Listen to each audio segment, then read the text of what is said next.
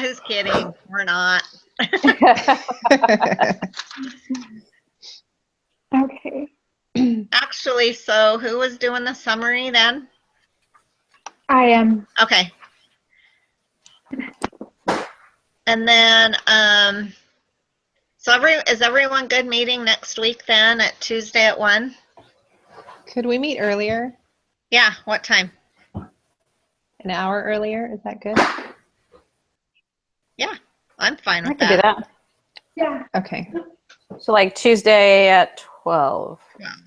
Yes. I just And have I was a looking for my phone, but Yeah, I have a doctor's appointment at 10:45, but hopefully it shouldn't be over an hour. I should be back.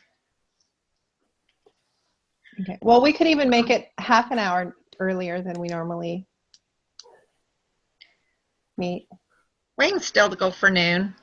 If that doctor's appointment's over an hour, ugh, it shouldn't be. Okay, so 12 o'clock on Tuesday.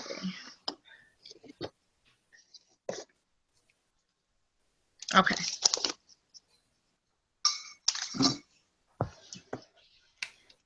Okay.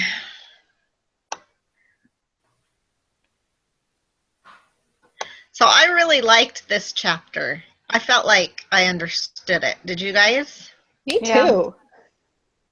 After all of the last chapters were this one was a wonderful change. Yeah. But it kind of left me kind of like, well, but last week we had two really,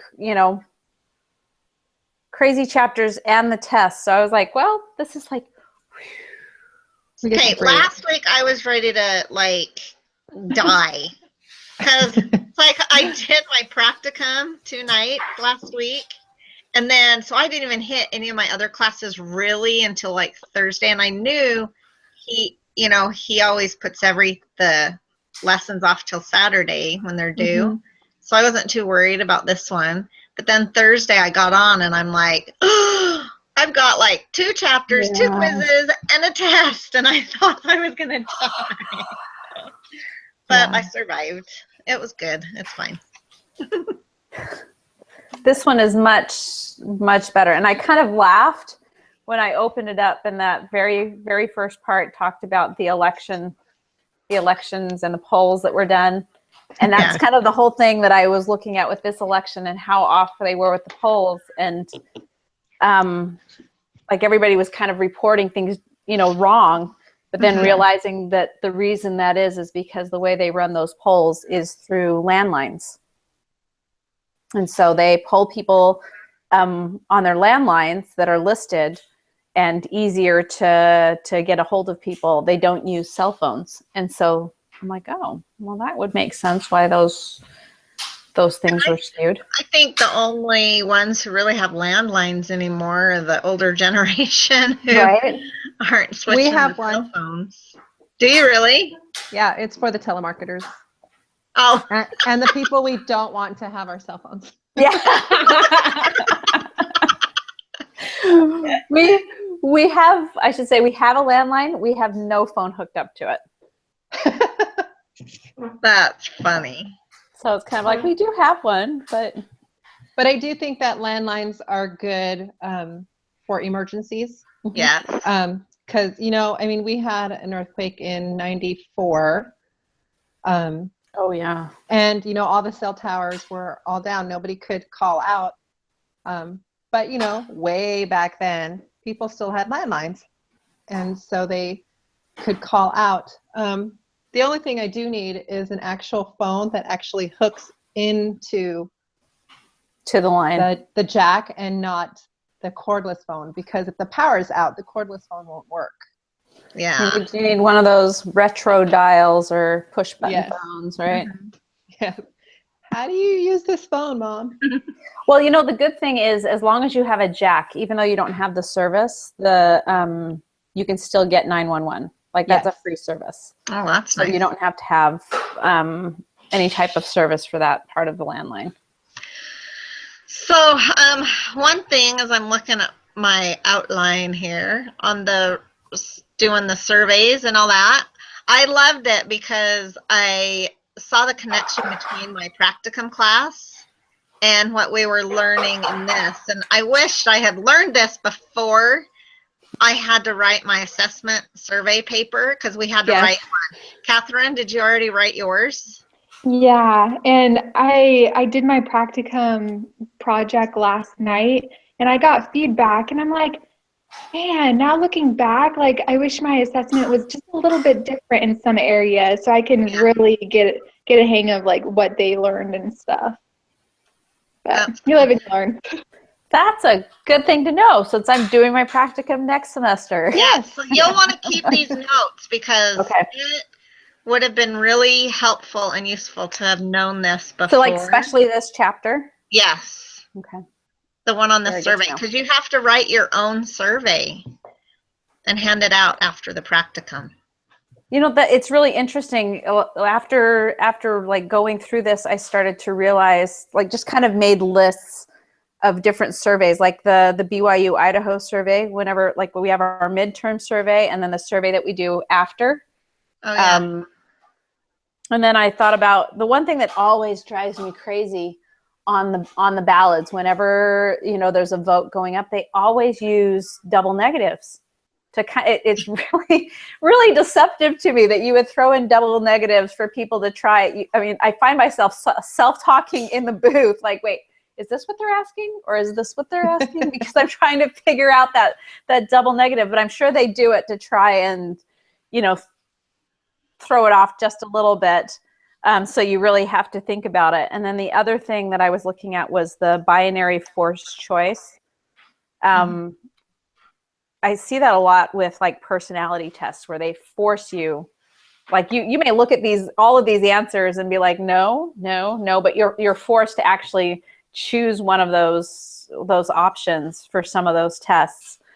And it kind of helped me to kind of understand a little of where the designer's thought process was in some of those surveys. Yeah.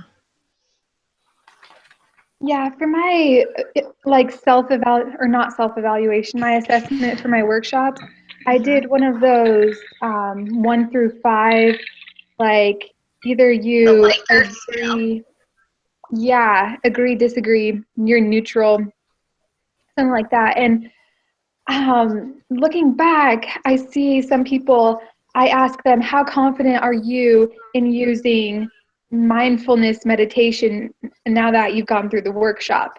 And if someone says neutral, then I'm like, what does that exactly mean? You know, like, does that mean that they are or they're not sure? So I wish I would have done things a little bit differently now that I like actually did it. But so you'd use that like leans toward one or the other as opposed to having a neutral?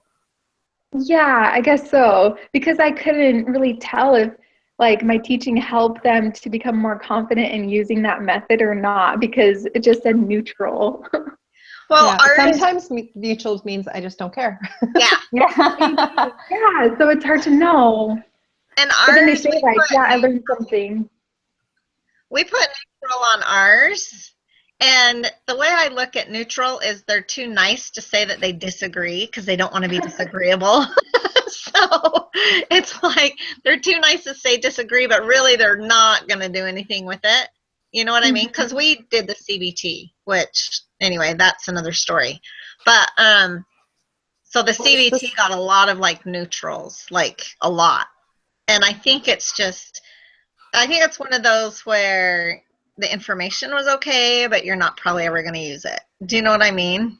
Yeah, but then I asked if they thought they would use it within the next week or then within the next month, and then they would say like, yes, put like a 4 or a 5. And so I'm like, what? Okay, that's weird.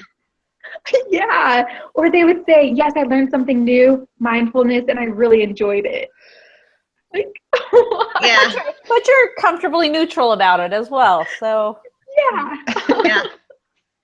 I found that in my assessments too, in my surveys, that they would say there were a couple questions on emotions, and one would say, no, I don't have a better handle on my emotional regulation. And then the other question would say, yeah, I'm looking to the future in a positive light with my emotions. Yeah, I'm doing it. And I'm like, wait, they totally contradict each other. One you're saying, no, I don't agree with. And the next you're saying, yeah, I'm ready to go. So, and I think that's why it's good on some of these surveys that you do to have multiple questions that mean the same thing, because then maybe they didn't understand one but they did the other. Do you know what I mean? It's like I can really see how worksheets might cause bias a lot if they misunderstand a question or perceive it wrong. That's interesting. Yeah. I kind of, as you said that, like asking a question in a couple of different ways. And I've, whenever I've done the personality tests or other surveys, and when they are asking me the same question over and over again, I'm just like, I've already answered this already. What else do you want to know about it? But that makes so much sense now that they're just a little bit different wording so that you can answer the question and see if those questions match up. And if they don't, I mean, what do you do with that? Do you just figure that the answer is somewhere in between the two?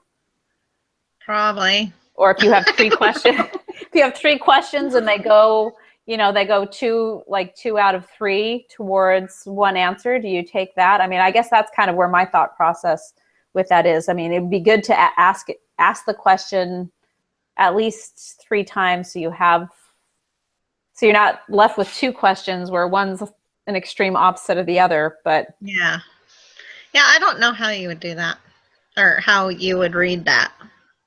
Yeah. What if they just eliminated the answer they didn't like? Yeah. And I have to say, I probably did that on a couple worksheets. I had a total of 35 that I had and went through, and there was a couple that were contradictory like that. And well, actually there was 4. And so I figured, because I was combining when I was doing the summary, I was combining a few of the questions because they were similar. And so on the 4, I just figured they crossed each other out. You know what I mean? So I did one that agreed and then one that disagreed. So, because you just have to summarize it. So.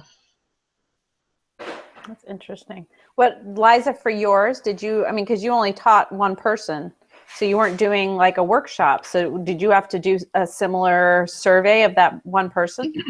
So what it is we had to create a survey. Let me see if I can pull it up.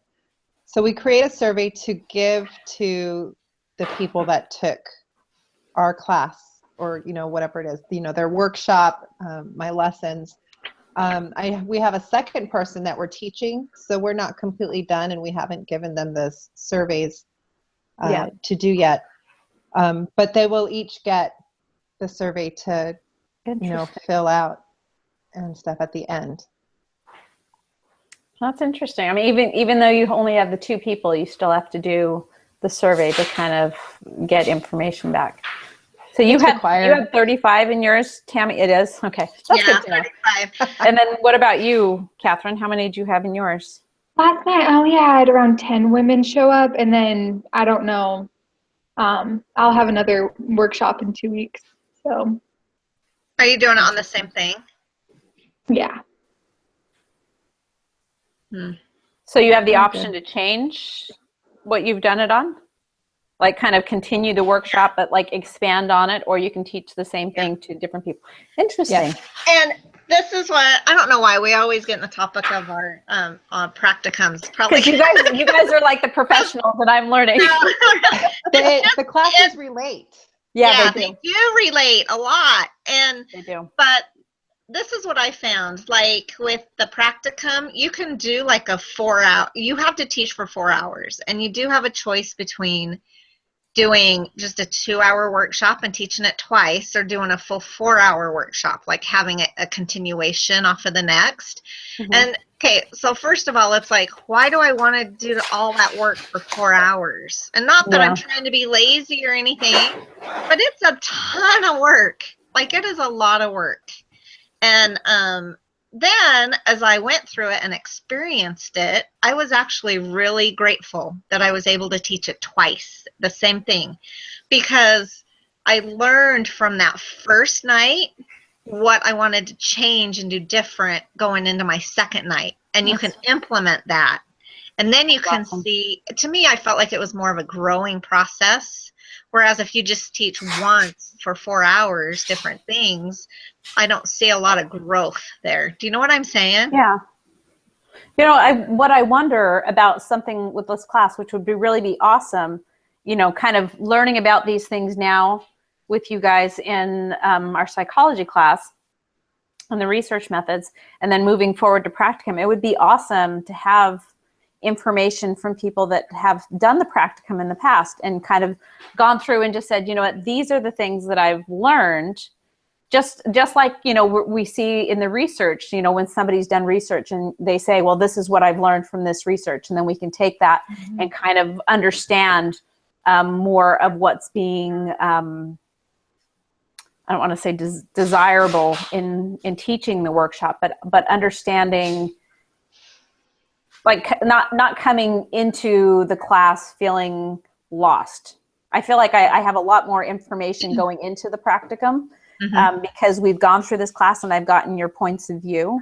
Whereas I tell you, scared to death of the practicum class before because I wasn't sure what to expect, but it would be awesome to help so many of those others going into it of what to expect. Because I think that knowledge helps to diffuse that stress. Well, they should make, I think, I think they should make this research, like 302 class, a prerequisite to the practicum. Because there is so much research that's involved with the practicum, and like what we just learned totally would have been helpful doing the assessment paper. And so I feel like they should make this a prerequisite and not something like me and Catherine are taking it at the same time. Yeah. And that's like, but I don't know. That's really, it's been interesting. It's funny, as you guys talk sometimes about it, I take notes because I want to make sure that I'm ready for it. But just like you said, it would be awesome to be able to tell people, hey, just like I tell people all the time, make sure that you take your statistics class before you take your, I think it's prerequisite anyways, right? The statistics class before you take the 30, before you take this class. But I've been, like, I have a friend that's taking it, or she just got into the program, and I just said, when you take your statistics class, then just make sure that your next class, or in your next semester, that you take this class because they kind of build on one another. Sorry. Yeah. I think it would be good to have a survey thing for all of the classes. Yeah. Like I don't know if they have a big magic book somewhere that says this class is really heavy on assignments, this class is really light on assignments, and this is what to expect. Because even right now I'm trying to register for my internship, and it's like, well, when GradPlan existed, it told me that the internship was 4 credits. Yeah. And I'm going on, and somebody said, oh no, 160 hours is only 2 credits. Yeah, I saw that. And stuff. And I said, well, okay, well, which is it? And then I'm trying to register, and I have an email into the guy that takes care of the internships. But you go to register, and if your internship is approved, you can, but then you pick how many credits it's going to be for. Well, I don't think it's you pick. This is how I understand it, that you get 2 credits, like just out the window. You just get 2 credits. But if you can prove yourself you've earned more than the 2 credits, like put in the hours and the work, then they'll give you additional credits on top of that. That's how I understand it, but it could be wrong. Well, Liza, do you need to have the 4 credits to graduate? Is that what the issue I don't.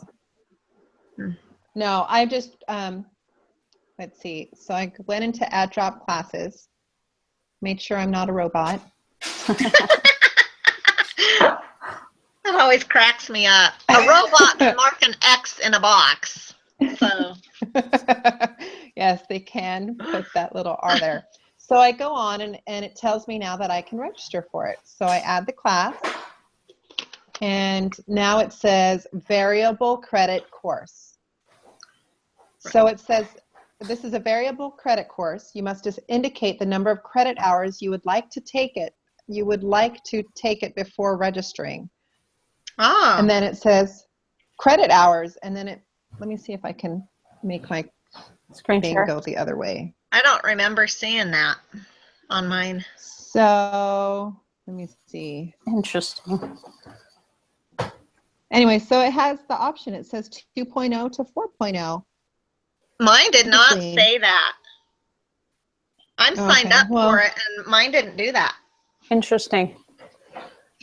So yeah, because I was just accepted into an internship. I did not get what I really wanted to do, but So what are you going to do, Liza? I am going to work with Aaron Larson. Oh, He does the online Yeah. internship. me and Catherine are Um, both doing that too. Yeah. Oh, that is Oh, good. awesome. Yeah. Good. Catherine, what are you doing again?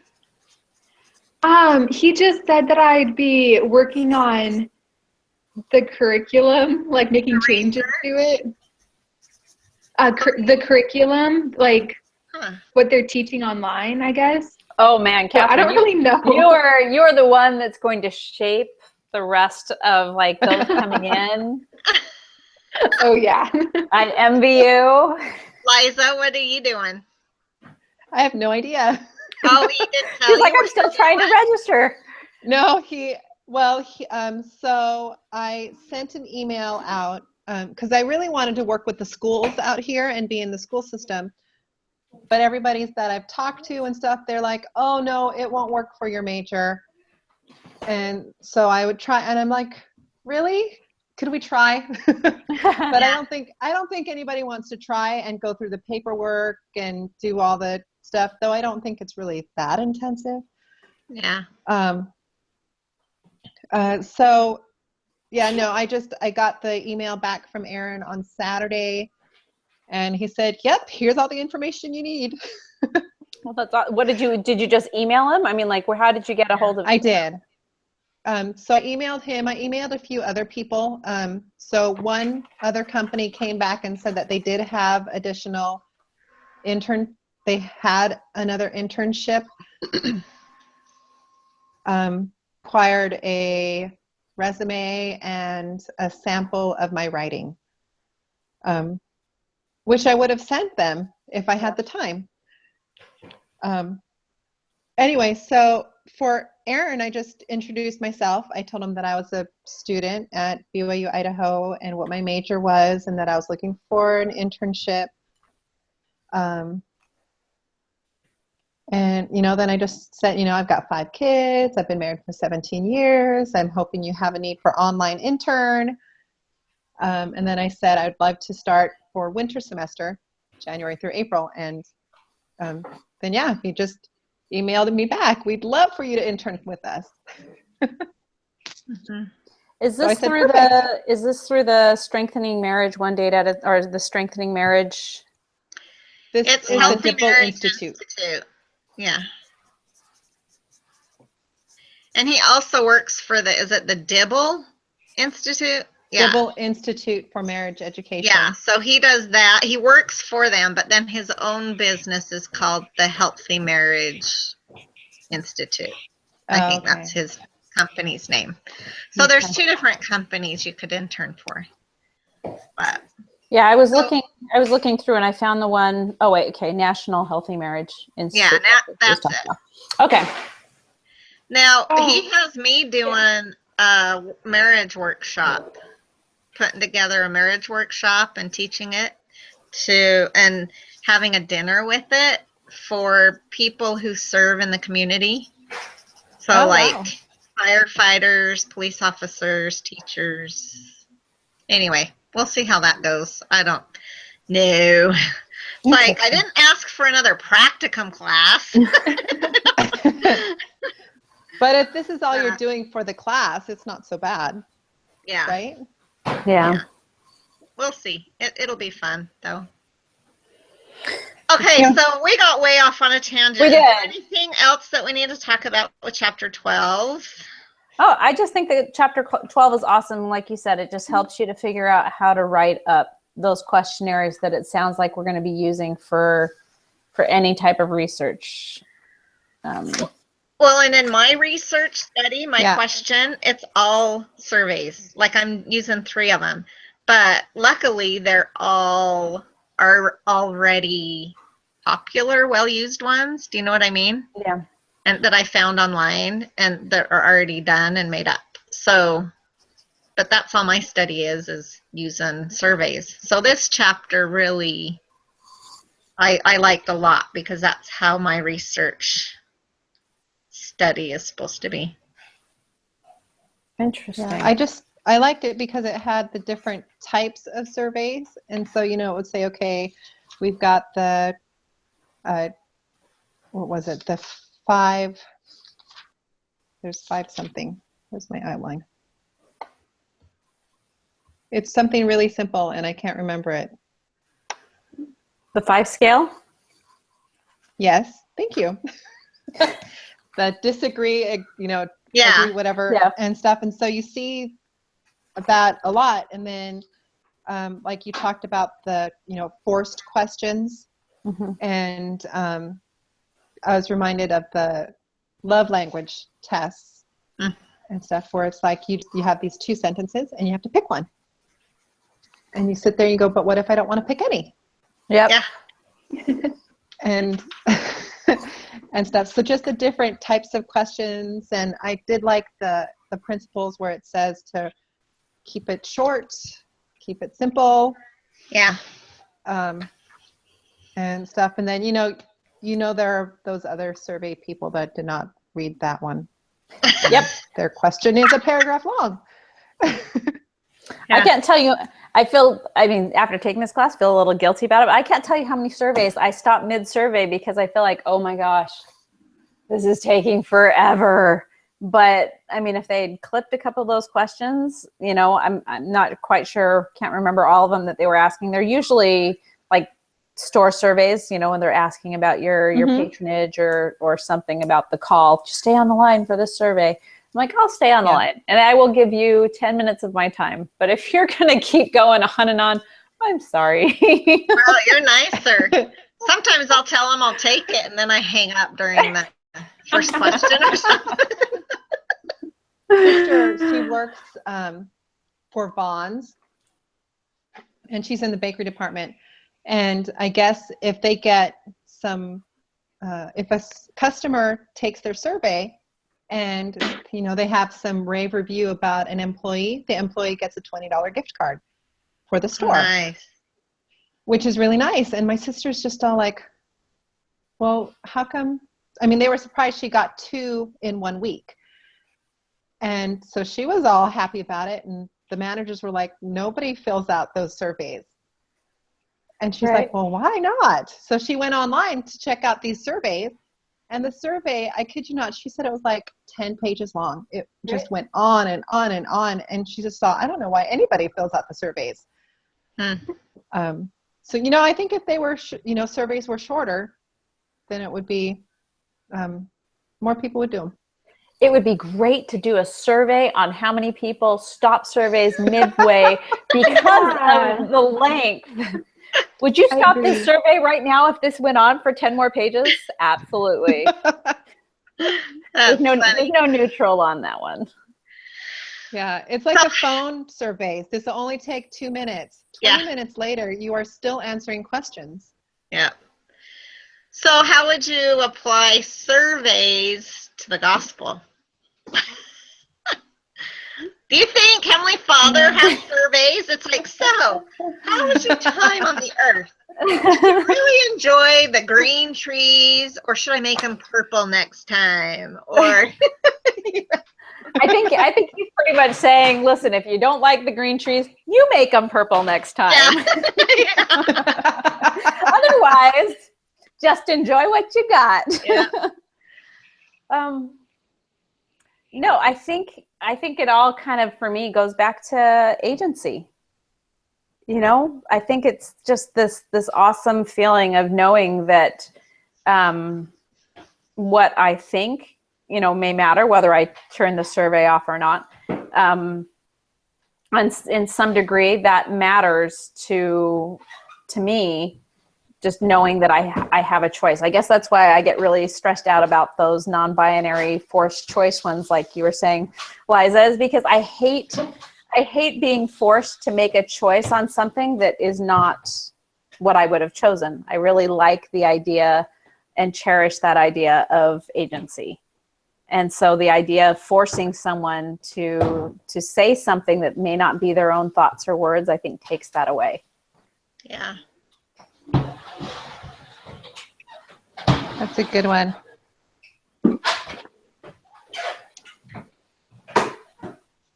It is, because survey is all about choices. Which box am I going to check? Right. Which sentence to pick?